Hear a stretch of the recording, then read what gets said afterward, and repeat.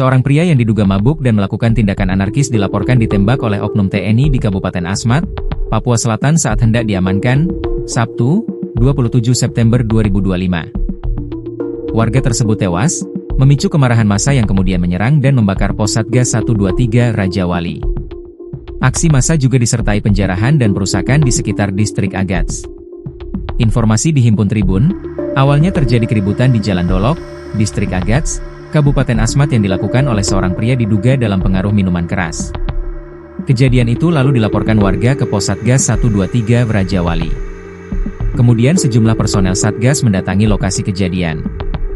Di lokasi, pria yang diduga mabuk tersebut melakukan penyerangan terhadap dua warga menggunakan sebuah tombak hingga terluka.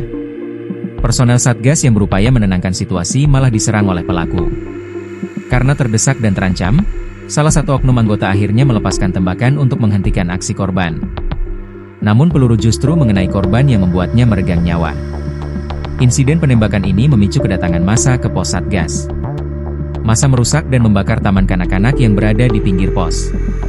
Pos Satgas 123 Raja Wali juga terbakar. Massa juga menghancurkan bangunan yang ada di sekitar pos dan memanfaatkan situasi untuk menjarah barang di toko. TNI menyatakan bahwa penembakan terjadi dalam situasi darurat, ketika korban menyerang warga lain dan personel Satgas dengan senjata tajam. Investigasi dan proses hukum terhadap oknum yang terlibat sedang dilakukan untuk memastikan akuntabilitas dan ketertiban. Satgas 123 Raja Wali adalah pos milik Satuan Tugas, Satgas, Kewilayahan Yonif 123 Raja Wali, yaitu satuan tempur dari Batalion Infanteri 123 Raja Wali yang bertugas di wilayah tertentu, khususnya dalam operasi pengamanan dan pembinaan teritorial di daerah rawan konflik seperti Papua Selatan. Salah satu pos Satgas 123 Raja Wali berada di Jalan Pemda, Distrik Agats, Kabupaten Asmat, Papua Selatan. Pos ini memiliki beberapa fungsi, di antaranya menjadi titik koordinasi dan pengawasan keamanan wilayah, menjalankan tugas pembinaan masyarakat, termasuk menjaga ketertiban umum, menyediakan respons cepat terhadap gangguan keamanan atau konflik sosial,